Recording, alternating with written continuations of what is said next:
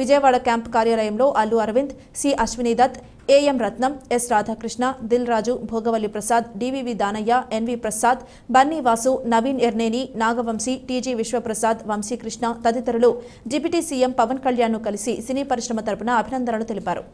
అల్లు అరవింద్తో పాటు పలు సినీ నిర్మాతలు పవన్తో సమావేశమయ్యారు. గతంలో పవన్ కళ్యాణ్ తొలి సినిమాలో కథానాయికగా నటించి ప్రస్తుతం నిర్మాతగా వ్యవహరిస్తున్న సుప్రియ కూడా ఈ బృందంలో ఉన్నారు.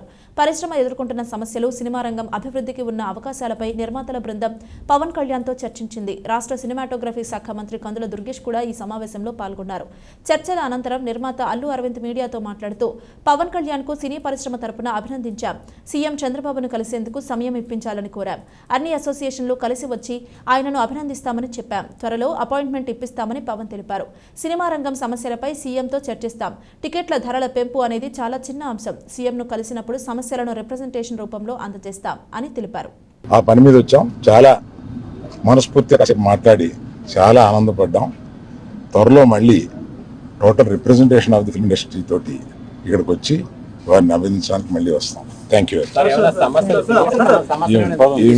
ఏమీ లేదు, మీరనే టికెట్ అనేది చాలా చిన్న విషయం అండి, దాని గురించి రాలేదు.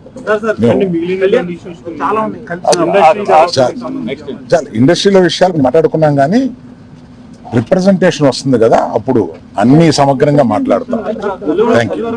Thank you very much.